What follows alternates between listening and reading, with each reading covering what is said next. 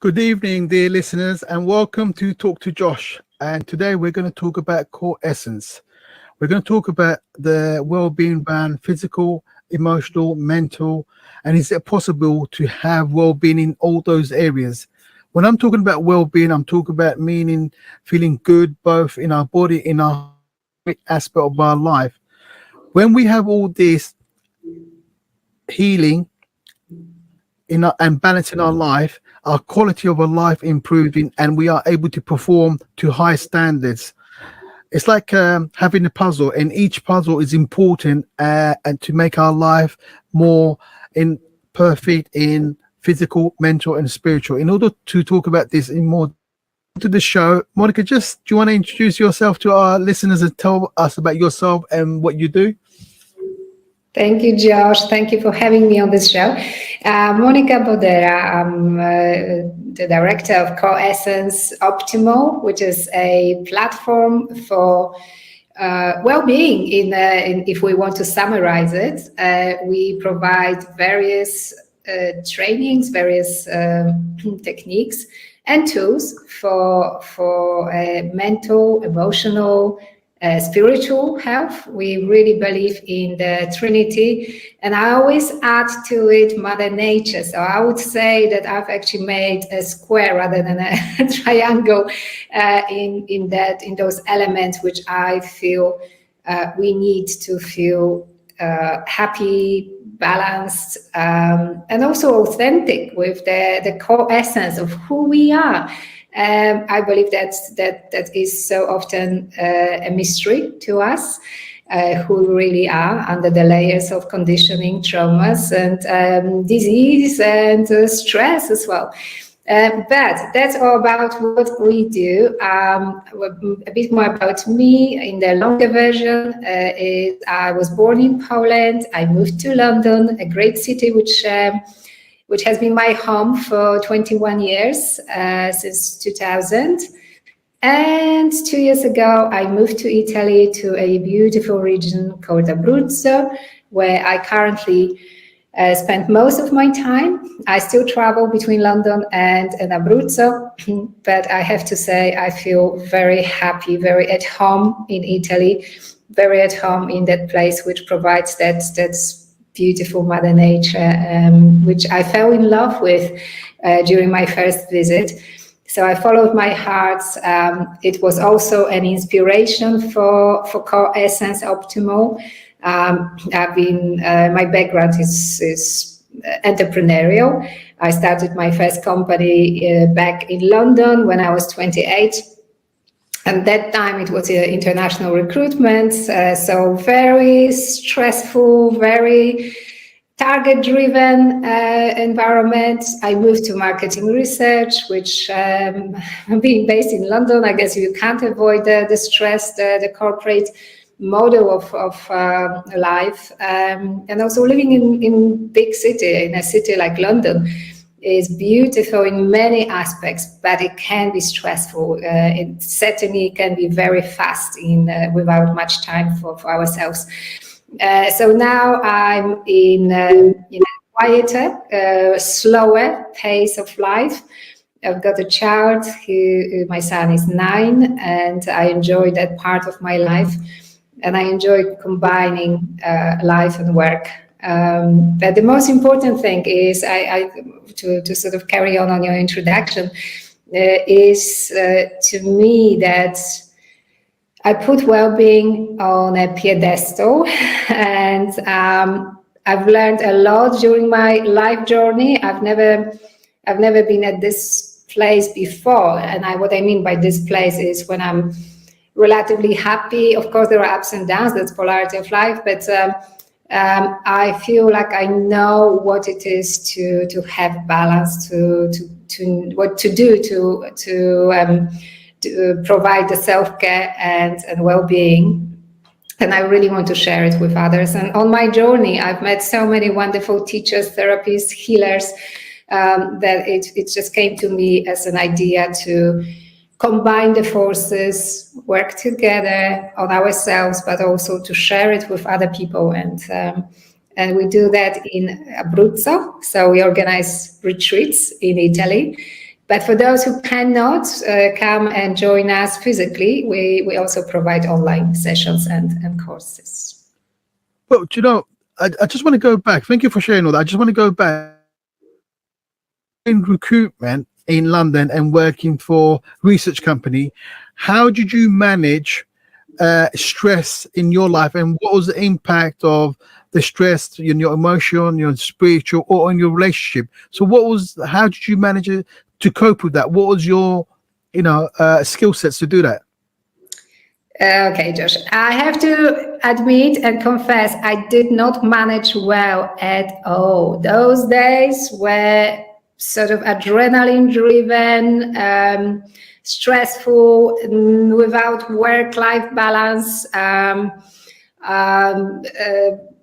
very fast, very little time for myself, always out, always finding a glass of vino to relax. So that was I don't want to talk about it because it's a bad example, a good example of how not to do it.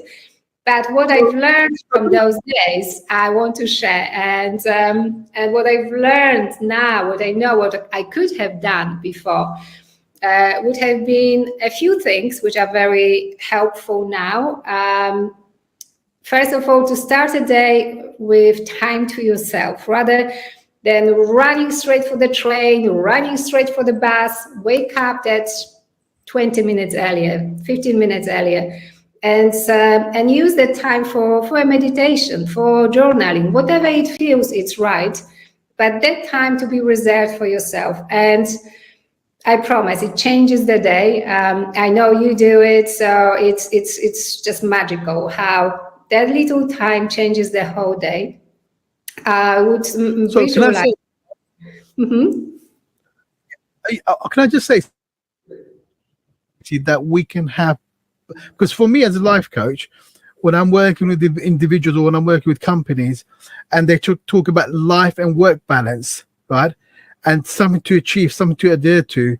Do you think that's achievable? Balance between work and life?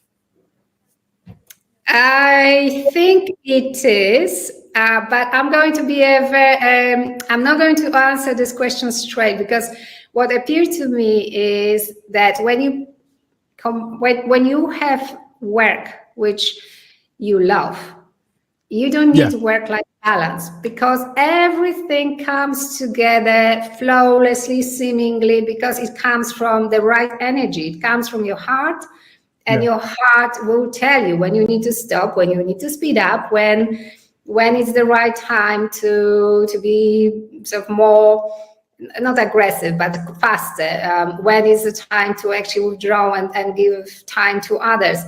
So I got to that point where I feel my work is my life is my work, in a good way. It's not that I need to close the door and say, okay, this is the end of my work, because now it's my life. I feel like, and please realize that I've done it after many, many years of not getting it right. It's only in my late 40s when I'm managing that sort of lifestyle, where my business is my lifestyle. My child knows the people I'm meeting. They comes with me to events, obviously where he can. And but there were the times where, and I imagine there are still times where people not necessarily work in jobs which provide that love for their job. So I would say, the secret is to focus on positive sides. Always find a positive side, and always focus energy on that positive side, because then you've got the actual energy to complete the task, to finish earlier, to feel happier about doing what you are doing, and that releases that extra time and energy for life, for the things which you like doing. So I would say always the glass should be always half full. Yes, it is the stage, it is a period when I wasn't certainly enjoying certain aspects of my jobs before, my work, but it really speeds up the transition, if we need to transition from one job to another, and also help that work-life balance. Well, you're right, and I think one of the things that we all need to learn is listen to yourself. or what your body's telling you, what is spiritually telling you. Because for me, when I'm doing coaching with individuals, I always say to them, look, listen to your inner thoughts. What is your heart telling you? What is your spirit telling you? Because then you as a person will know what is right with you or what is wrong with you, right? When I say wrong, I don't mean, if it's wrong in the sense that there's something wrong. I'm talking about wrong in the sense of job, career. You're not feeling comfortable, you're not happy financially, emotionally, or even in relationship. So ask yourself question: what is this story about? How is this story helping me to progress in my life? What is my journey? What am I achieving? So there's no right or wrong, because this is about learning. We are all work in progress. But one of the things I find as a coach when I'm coaching people is this, and working with companies, you might be financially, you might have a lot of money, but then you might be lacking in that other areas. So I will say to you, do self-reflection and say, which part of my life is going really well? Why is that? What part of my life do I need to look at improving? And then because remember, I will say to dear listeners, remember, you are the doctor in your life. You are the person who has the skills, the knowledge, and determination to improve your quality of your life. What me and Monica are talking here today is sharing some ideas, some strategies, right? One of the things that I will say, so broad, you can talk about, the physical, the emotional, the spiritual, what do you call it, the healing side of it. The healing side of it is really important. Is how do you heal yourself from your past, from your present, for your future?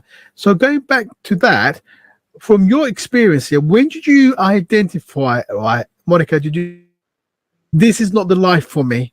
I need to be doing something totally different because my life is not balanced. When was that light moment for you? There was, I remember it very clearly. It was around the time when I became a mom, and I was still running my business and spending lots of time outside of the house. My mom actually came to look after my son, and I struggled with doing the business and not being present for my son. And every evening, I'm sure lots of moms, lots of dads can relate to it. Every evening, my heart would just break, because I would hear my mom telling me what was new, what he's done, and I wanted to be with him. I wanted to be also available mentally and emotionally for him, because on many occasions I was so stressed. And also my life has taken a turn, so it wasn't a happy ever after story with my partner. So all combined, stress life, emotional break, and someone who became so much more important than me, meaning my child, made a huge impact in my life. Some call it a midlife crisis, some call it spiritual awakening, some call it a breakthrough moment.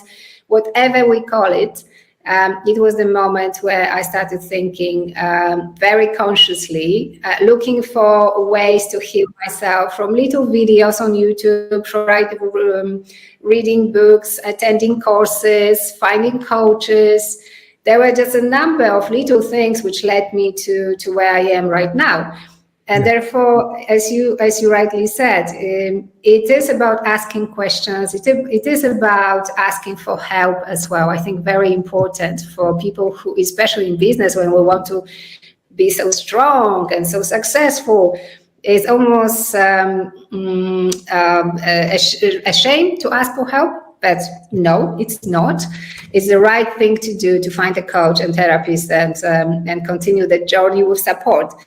But it is about asking questions. It is, and I was asking many questions, and I didn't have answers for many of those questions. But one thing leads to another. It's an organic process. So yes. Yeah. And I like what you said about we are sometimes afraid to ask those questions.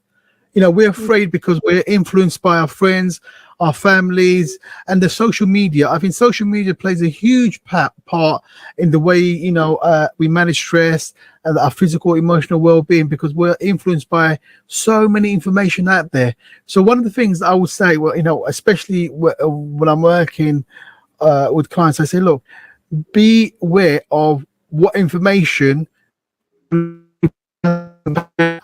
Someone might say me and you talking today is something not relevant to someone else. So what we're talking, it might not be relevant to anyone else. So be selective. Ask yourself, if I take this information, how is that benefiting me? And if it's making you feel miserable, angry, frustrated, then obviously it's not working for you, is it? So sometimes be aware, how that information is making you feel. Going back to what you said, moment of when you had the child, your relationship not going well. So what step did you take to say, right, this is what I'm going to do to improve my quality of my life? Well, I've changed my career, so that was a big step, which obviously had financial impact as well. But at that time, it didn't matter. It mattered to me more to be healthy for my child, to be healed, to be a good mom. So, of course, there are different priorities, but I'm so happy I've got that, and I'm so lucky in a way that I had that motivation, which was so strong. It really got me through.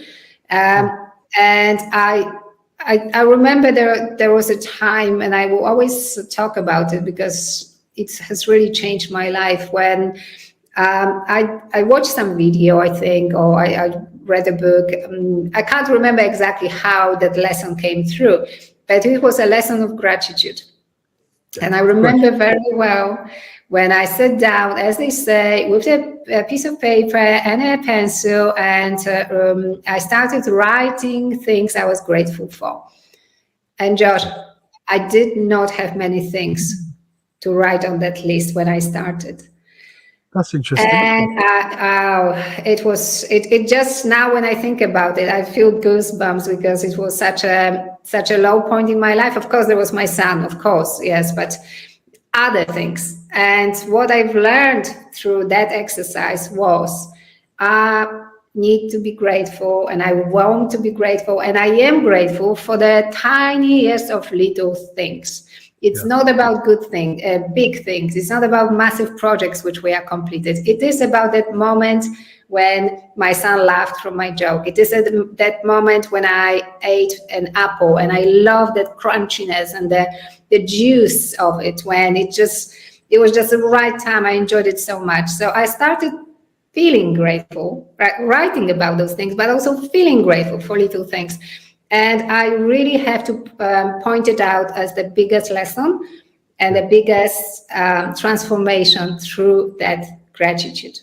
So it was, I absolutely agree with you, because in society, there's lack of gratitude, because the way we are sold information, because everything is sell, like buy. The advert from TV to Instagram, and we don't take the time to step back and say, actually, what have I got in my life now? And everyone looks around and says, oh, my life is miserable, I haven't got this and that. But the fact that you're alive, you're living, means you might not be perfect, but the word perfect is wrong when it comes to life, because you are living in different environment, different situation, different culture. So it's about making the best of it. And then, as you said rightly, acknowledging that, and then saying, how am I grateful for that, and how do I move that forward? I think gratitude is really, really important. And say, and also be gratitude. Sometimes it's okay if you're not happy with certain thing in life.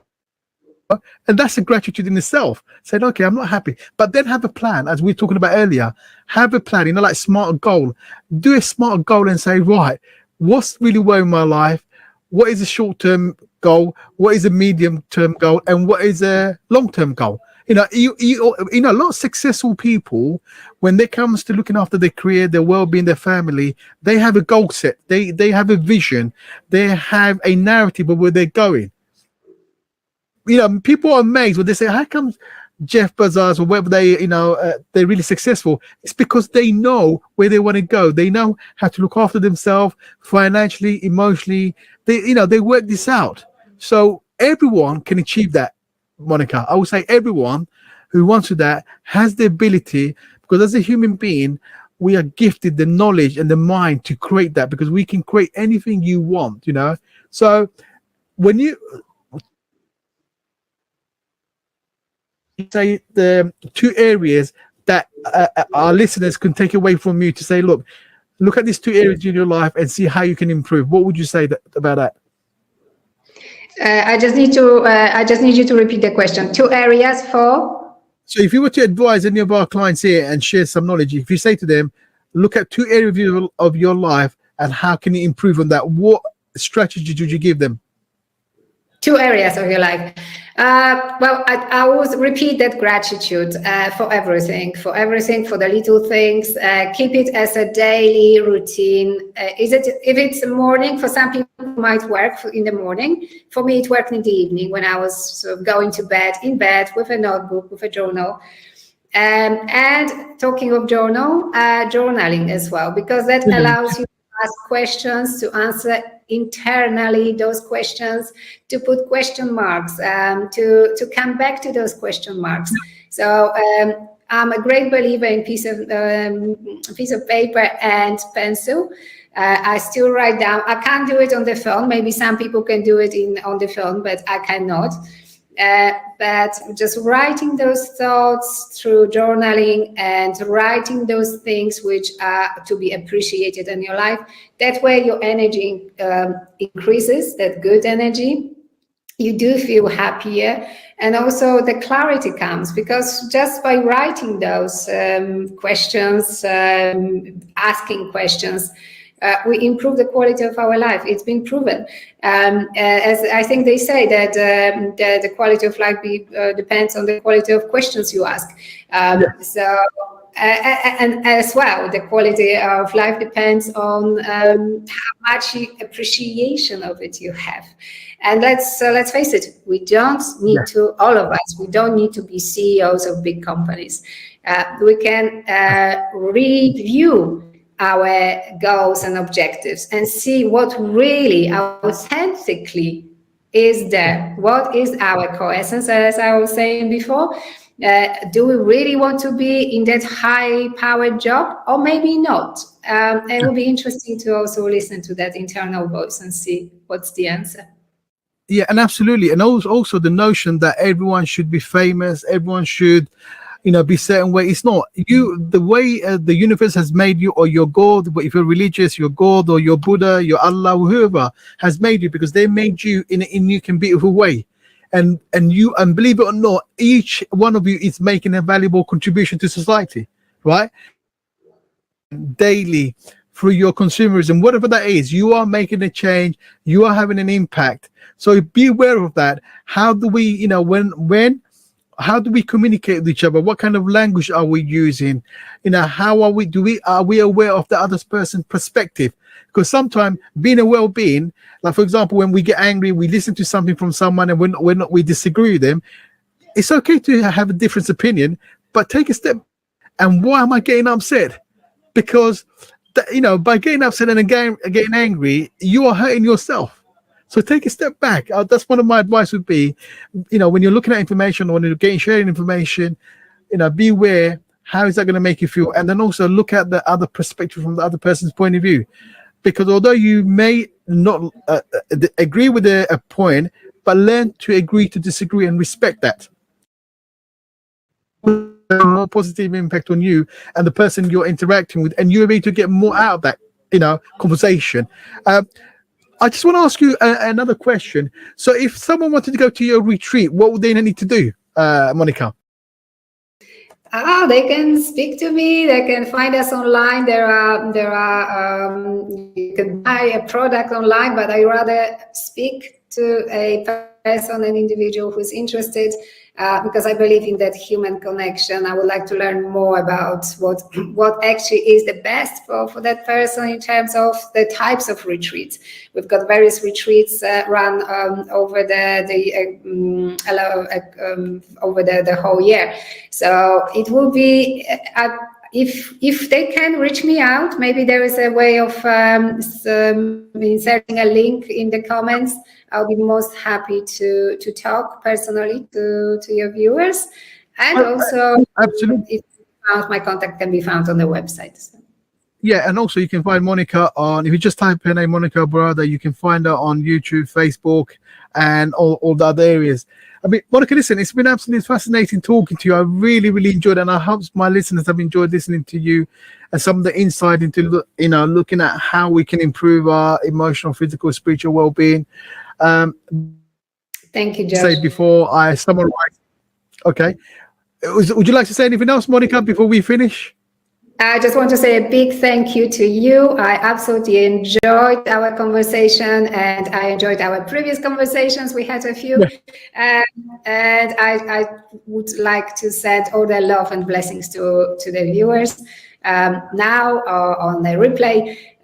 It's absolute pleasure to share with people and share that energy which we all need these days. It's good to be sharing. I know, and thank you, Monika. Really, I really enjoy talking to you as always. Every time we have a chat. But I just want to leave a little thought with my viewers, and just to say to them, dear listeners, remember, look after your health, both physically, mentally, spiritually. Right? There's no right or wrong. But remember, you are the doctor in your life. You are the patient. You are the doctor. You are everything. You know when things not going right for you. Alternative therapy, everything. There is all research out there to help you. Talk to your family, talk to your friends.